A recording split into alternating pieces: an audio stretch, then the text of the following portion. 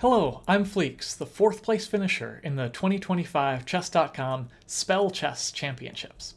Spell Chess is a really fun variant of chess. It's got razor-sharp tactics where the slightest mistake can lead to total catastrophe very quickly, but also really artful positional ideas, and I think a lot of people could really have a lot of fun and enjoy this variant if they got a clear understanding of the rules. So that's what I'm going to try to give you today. The way to play is to go to chess.com/variants in your web browser and select Spell Chess from the variants list on the right. It's one of the most popular. You'll see it right there. But once you do that, you're probably not going to get a normal chessboard. It's going to look a lot more like this, which is some special theme from a branding partnership, I think. And if you like that theme, then very good, enjoy. But if you want the normal theme, as I do, then what you do is you go to the upper right of the board to the settings gear, which gives you this dialog. It's got a few different tabs. The one you want is the board tab. You go to enable special themes, toggle that off, and now it's back to normal. And there's 50 rating points for you right there. Right, now, how to actually play? Well, first up, normal chess movement rules apply. All the pieces move exactly as you would expect. Castling works, en passant is a thing, promotion works exactly the same. All the normal chess move rules, except the variation comes when you use these bottles at the bottom of your screen. These are the eponymous spells in spell chess, or chemicals or effects, whatever you want to call them, doesn't matter. You can apply these special effects before you make your regular chess move. Let's start with the green one, which is the jump. Let's say black plays queen here, off to the side on the rook's file. This is a very, very common beginner mistake in spell chess. And the reason it's a blunder is of how the jump works. So this pawn here is blocking the rook's view of the queen. But the jump allows you to make any piece, either your own or your opponent's, transparent, so that the sliding pieces, that would be the rook, the bishop, the queen, even the pawn on its first move, allows a sliding piece to jump over it. So, to apply it, you click on it, and you got to be careful to do this before you make your regular move. You select the piece that you want to jump over, the one that is in the way of what you're trying to do. So in this case, we click on the A2 pawn, and this makes it green, pixelated background shrinks a little bit. And now, our pieces can freely move through it. So we can take the rook and take the black queen. So that's a big oops for black. But black's able to do the same thing. They also have jumps, so on their turn, they could jump their pawn and use their rook to take white's. Now, you might notice from the little number on the jump bottle, the x2. This is how many jumps you have remaining. You only get 2 for the entire game. So you can jump twice, but after that, no more jumping. That's it. There is no way to replenish your spells. Okay, let's now look at the other one, which is the freeze, the blue bottle here. This allows you to prevent some pieces, multiple pieces even, from moving on the next turn. Let's step ahead in our analysis here. Let's say white wanted to prevent this rook from doing anything on black's following turn. Can take the freeze. You gotta do this before you make your normal chess move. Once you make your normal chess move, your turn's over. We click this, and then we click any square on the board, and a 3x3 surrounding that square will get this freeze effect. So here I clicked on b6, and we've got this 3x3 affected, where none of black's pieces in that 3x3 are going to be able to move on the following turn. Maybe white's plan is to do this and attack the rook, which isn't actually a very good move, but illustrative purposes. There's often multiple freezes that accomplish the same thing. So you can do this, and now notice that since this is on the edge of the board, we've only got a 2x3. And if you freeze in the corner, you get a 2x2. But it's impossible to freeze any less than a 2x2 because you've always got to click a square on the board for the center. If you change your mind, maybe you put the jump or freeze in an unhelpful place, you can click the cancel move button at the bottom to go back, assuming you haven't made your normal move, of course. And then you can decide to put it somewhere else, or you can make a normal move without the freeze or jump. Now, it is important to note that you cannot use both a freeze and jump on the same time. You can use a jump before your move, a freeze before your move, or just make a normal move, but not both. An important rule that's often missed is that both the jumps and the freezes apply on both your turn and your opponent's turn. Now, you're probably using a freeze to limit your opponent and the jump to help yourself, but the converse does apply. So let's say we back up and white wants to keep this rook stuck here while also moving their bishop. If they put the freeze centered on b5, well, that is not going to do what they want because this bishop is now not able to move. It is in the frozen area. So instead, you gotta center the freeze somewhere else that doesn't include the piece you're trying to move. The jump is even more subtle and surprising. It does apply on your opponent's move as well. Notice actually how it's white's move now. Black just finished this move. But there's still this sparkle effect on the black pawn. Let's back up actually quite a bit. And for a silly example consisting of terrible moves, let's say white jumps over the d pawn to develop their bishop really quickly. Total waste of a jump, but bear with me. Notice how this pawn is now sparkly. It was transparent for the bishop's move, and it is still transparent now on black's move. So black, if they really want to, again, this is a strange move, but it is legal, can jump their d7 pawn, making it transparent. Now both of these pawns are transparent, and the queen can move through them both and trade queens. So it is possible to double jump if you're moving through the piece your opponent jumped. And there's some funny traps that can arise out of this. You may have noticed as I was using those jumps that after I played the move, we got these little bars below or above the jump bottle. Previously happened for the freezes as well. This is the cooldown. You can only use each type of spell at most once every 3 moves. That is, you've got to go 2 turns without using it before you can use it again. Let me reset the moves here so we can see more clearly.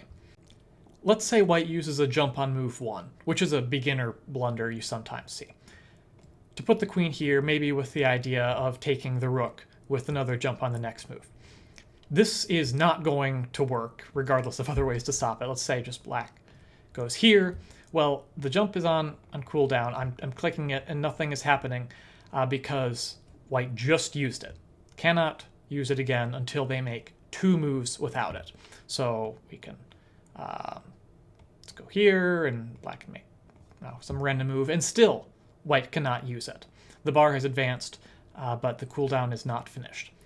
White can make their second move without it, and now the jump is back. And now this is legal. Now, the reason that I've got the move list so big above my head here is that I recommend you ignore the bars below the spells. There is logic to them, but they just confuse me. The way I always keep track of the cooldown is by looking at the move list and how long it's been since the spell was last used. So let's back up a little bit. Let's say black is evaluating whether white is going to be able to jump next turn. And the answer is no, because we see in the move list, on move 1, they use the jump. They've made 1 move without this pawn push here, but that's only 1 move without. You've got to go 2 moves without. So they can do this.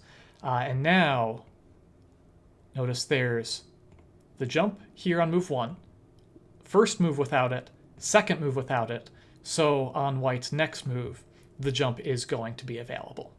Now, it is important to note that the spell cooldowns, the jumps and the freezes, are separate. They've each got their own cooldown. So even though white is not allowed to use the jump on this move, they are allowed to use the freeze to make just some random move, like so. That is legal, and white is not going to be able to use the freeze until they go 2 moves without it.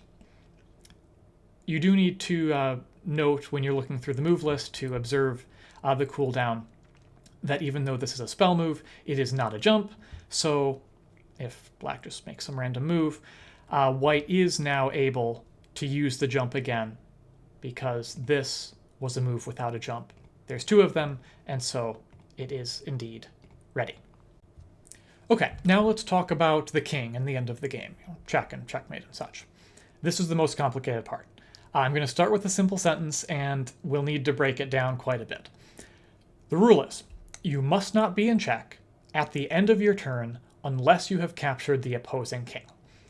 Now, to understand this, we need to know what check means. Unfortunately, this is fairly reasonable.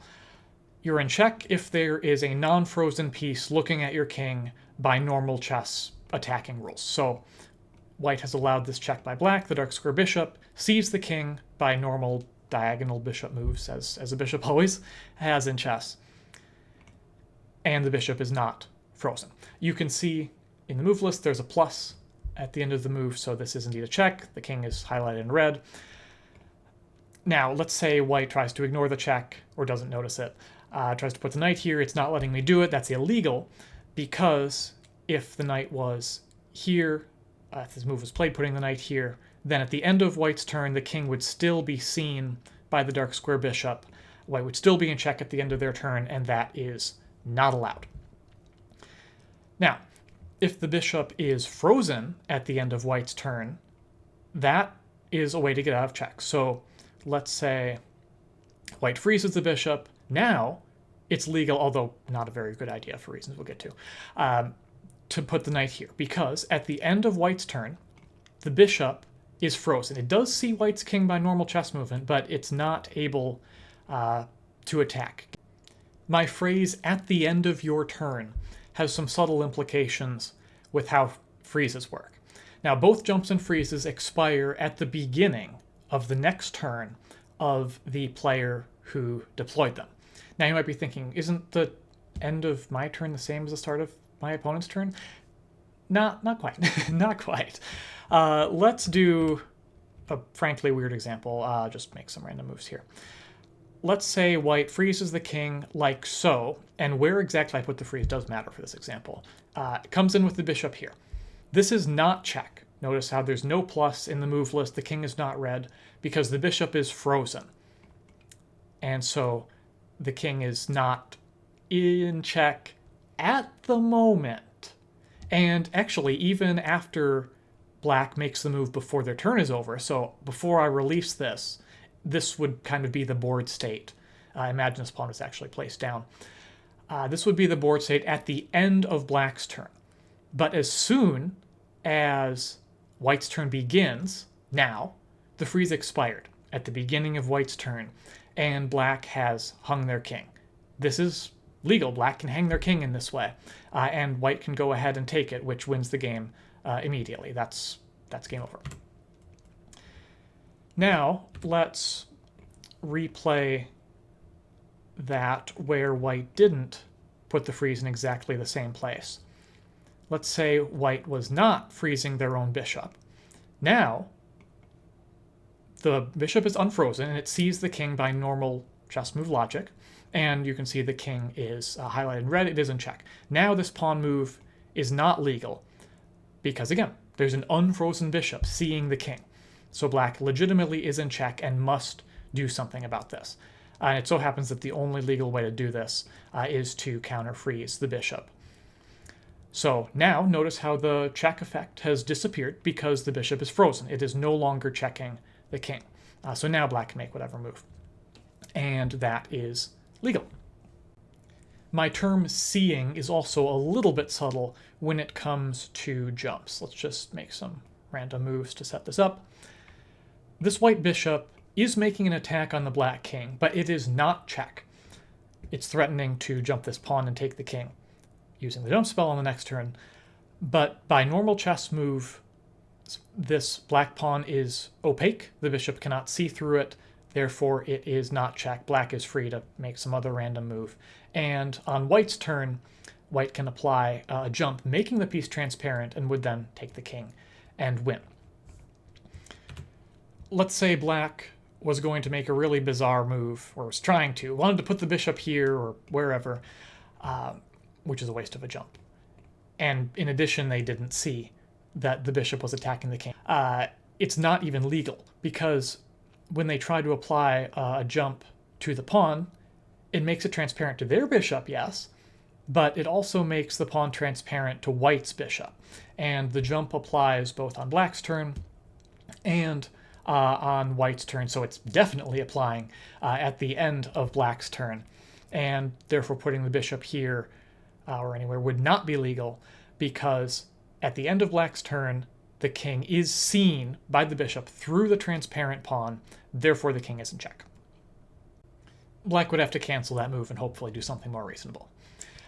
Now let's talk about that phrase I used, unless you have captured the opposing king. So let's just make some random moves to set this up.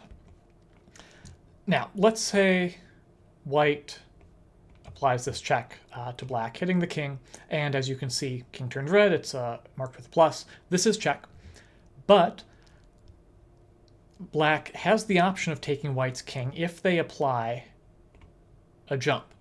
Now, of course, they're still going to be in check at the end of their turn. The bishop is still standing there on f7, but it's legal because they have captured the opposing king, and check, or even checkmate, does not matter.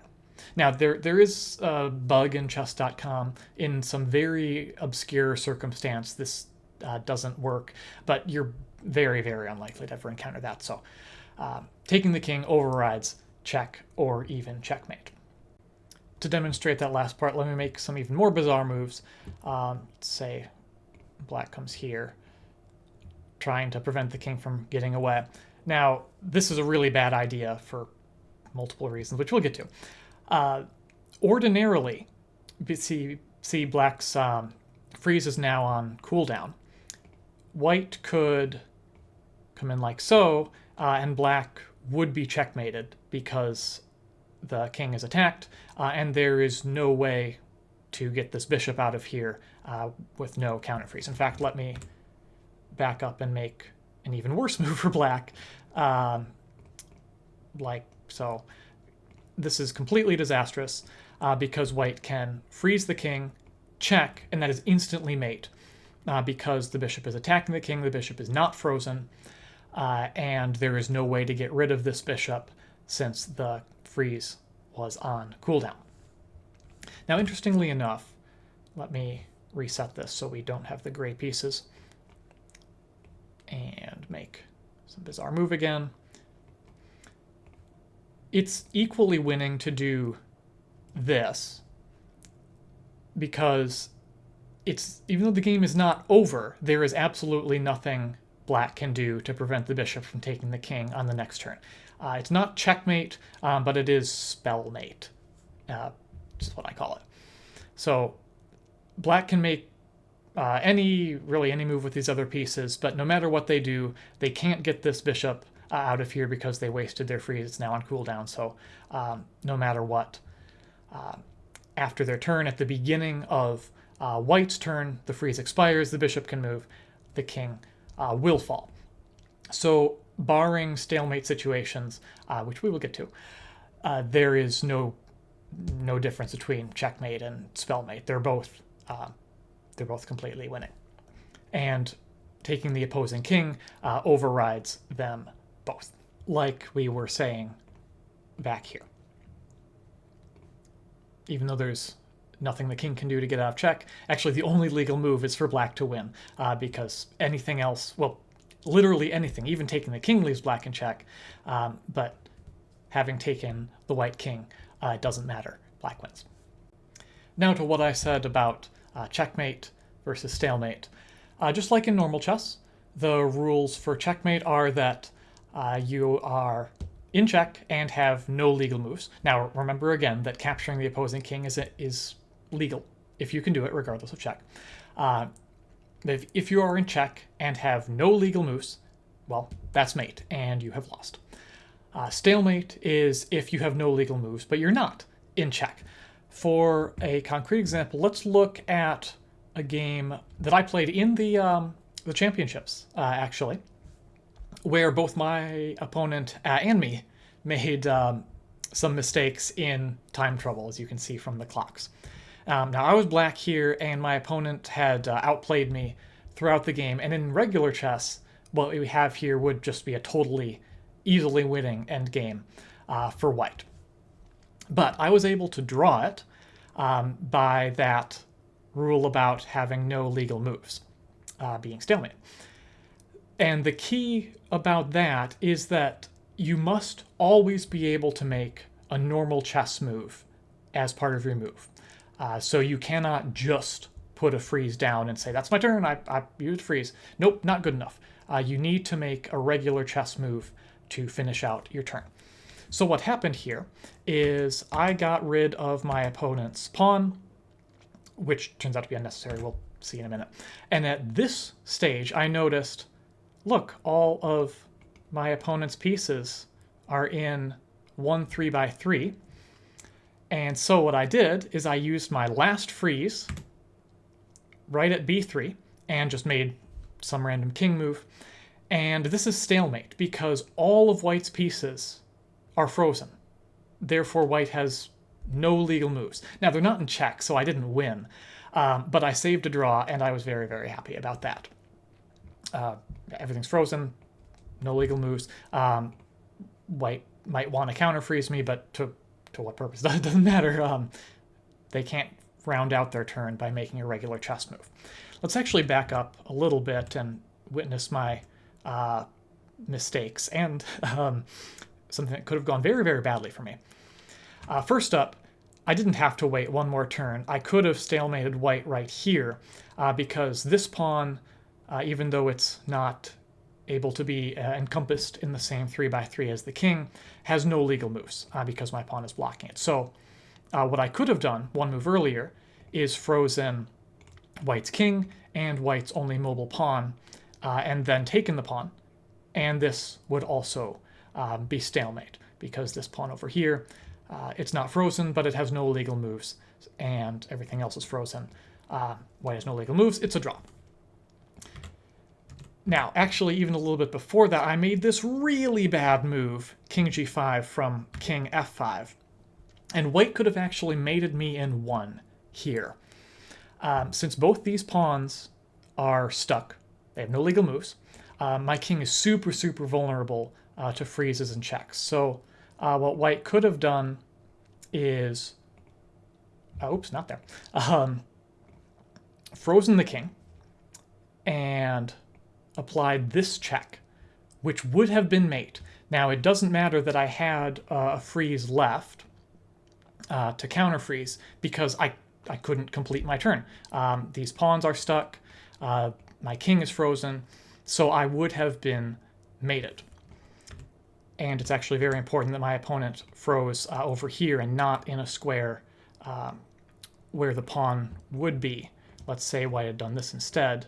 That would be stalemate and not a win for white because the pawn is not able to attack the king because it's frozen. However, speaking of freezes in endgames, there is one little rule, which is that the kings may never touch, even if one is frozen. So as funny as it would be, my opponent could not have checkmated me with the king, even though my king is frozen. Kings just aren't allowed to be next to each other. So gotta use the pawn here. Coming back to this analysis board, let's do a little bit of strategy. Actually, I think we've done all the rules. So if you can't wait to get playing, you can go to chess.com/variants, select spell chess, and enjoy. But if you stick with me a little longer, not too long, I don't want this video to go on forever, just want to be an intro, we'll do some tips. Now, I mentioned that the sequence of moves I was putting on the board here these are not good moves. And the reason is having to do with the freeze cooldown. Now, black has, in this position, made a threat to the white king, threatening to jump this pawn and take on the next turn. And the king can't get away because it's frozen. When your king is attacked and frozen, now often you do have to counter freeze to prevent the piece from giving the check or threatening the jump.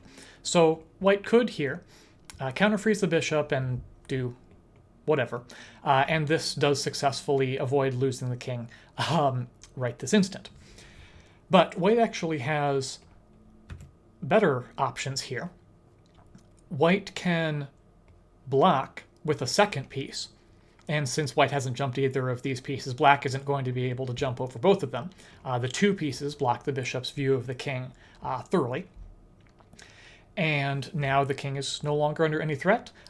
Black has basically wasted a freeze. White is now up a freeze, which long term is very, very good, because if you can trade off all the freezes, apply a freeze, and check with your last freeze, well, then your opponent will be mated if they can't counter freeze the piece you're checking them with. Similar to that 3x3 example. But in addition to the long-term advantage of being up a freeze, white can try to strike with their own freeze during black's cooldown. So let's say black just makes some random move like this. This is instantly losing because white has the freeze, black does not, and white can apply a check. So white can freeze the king, apply a check, and this is just checkmate. Black's freeze was on cooldown because they had only made one move without the freeze since their last freeze, rather than the necessary two. The king is in check by the bishop. No way to get the bishop away. That is game over. Now we can run this again, or a similar example. Let's say black does this, preventing the knight from coming into block. Well, here, you just scooch the king. This is not bad at all in spell chess, especially if you can come up a freeze by nudging the king. You're doing very, very well. And putting the bishop here with this freeze is a fairly common beginner mistake. Now again, white's still threatening this checkmate, and overall in pretty good shape. Now, avoiding counter freezes is not just for attacks on your king. Let's say black comes up with this, which is also not a very good move. They're threatening to take the bishop, and again, you can counter freeze. That's often a reasonable thing to do. But you can also try to make a counter attack. So white could put the queen here, threatening this checkmate, because after taking here, black's only made one move since their freeze. They needed two, and so freezing here and taking would be mate. Even without that, white is maybe okay to just let the bishop go. It's a minor piece. A minor piece for a freeze is an interesting trade due to the long-term possibility of trading the freezes and giving a check with your last freeze that can't be counter-frozen. I definitely would not do that multiple times, giving up two minor pieces for two freezes. You'll quickly run out of pieces. But one is an interesting idea. Now, you've noticed that I'm talking a lot about how to avoid using freezes, because new players are very likely to make mistakes by freezing too often rather than not enough. The one time that I really do recommend that you apply the first freeze is when you can attack the king and then follow it up with a second threat. Let's set up an example of a first strike freeze.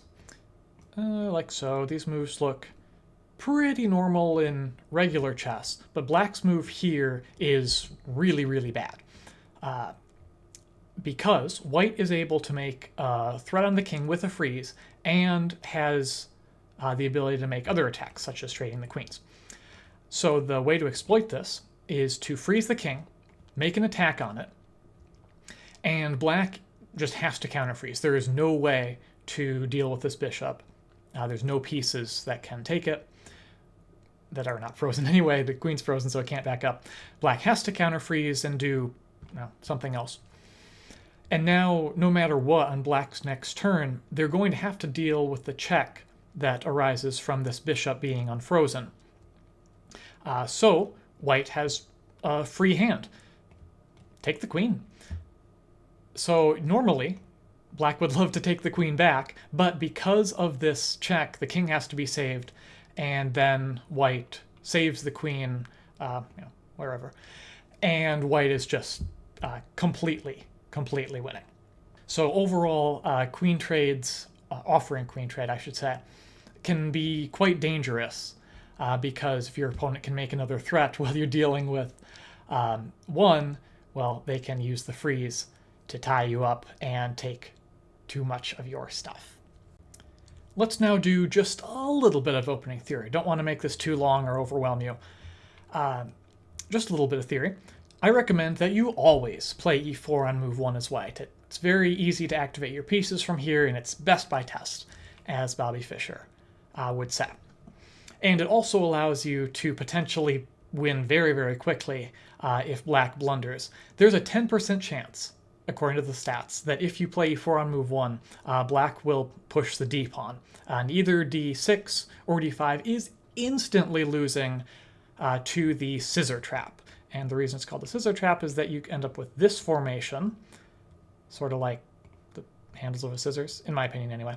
But you punish this with this check on the diagonal toward the king. The king can't step away because it's blocked in. And blocking is very ineffective in spell chess. If your opponent has a jump, they'll just jump the piece and take your king, and that's game over. So this pawn push likewise doesn't do any good. Black can try to freeze and block, but it doesn't matter because you bring in a second attacker. Now there's two pieces threatening to jump and take the king. Again, the king is completely boxed in.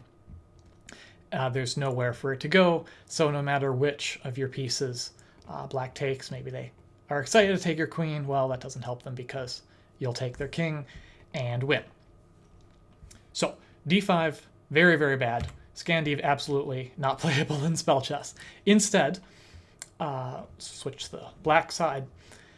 If your opponent plays e4, which they probably will, you should play c6, in my opinion. This is simple to play, it's very solid, and just best, in my opinion. Now, e6 may be a move if you know what you're doing. E5 is just dubious, in my opinion, for reasons having to do with bishop attacks, which I don't want to get too into, but c6 is pretty straightforward to play, and it's solid. It'll keep you out of trouble. The reason that it's really good and solid is that it prevents the bishop from coming here and hitting this diagonal toward your king. You really do not want to allow those diagonal checks, both because of the threat of getting your king stuck and them just jumping in. Now, white may do this. This is a pretty common and easy to play opening for white. It's not my main opening because it's not the most precise, but it's very easy to play and perfectly legitimate. And if you see this, you should play e6, cutting off the bishop's attack on f7, so there can't be any freeze attacks on the king combining with pieces coming in. White might continue to attack at f7 like so, and if so, you should play queen c7, and this is the extent of the sort of mysterious looking theory that I have for you. The reason for queen c7 is that it defends the pawn through a jump. So if things come into f7, your queen can jump d7 and take. And it's a reasonable square. Other than that, just develop your pieces, put them on active squares. The more piece activity you have, the more effective your freezes are, because you can follow up a check with attacks on more of your opponent's pieces and take those other pieces while they're busy dealing with the check. And the less effective your opponent's freezes are, because if they freeze a piece that isn't your king, you have more ways to counterattack without spending the freeze. I guess one other common fail in the opening is to do this, like we saw at the beginning of the video, trying to threaten the king, but this does not work because black can jump and take. And even if this pawn wasn't here and white could just immediately recapture, winning a queen for a rook and a jump is a good deal, at least for the first jump, definitely. So often in beginner games, you can use one jump to take the queen and your other jump later to take the king. And I will note that jumps are only useful if you have sliding pieces left. They're completely useless for knights and the king because knights always jump and kings only move 1 step. Well, I hope this was a helpful intro to spell chess. Do go ahead and play chess.com/variant, select spell chess. Let me know in the comments how you do, and if there's anything specific you'd like me to look at, do let me know that as well. Until then, have fun. Bye.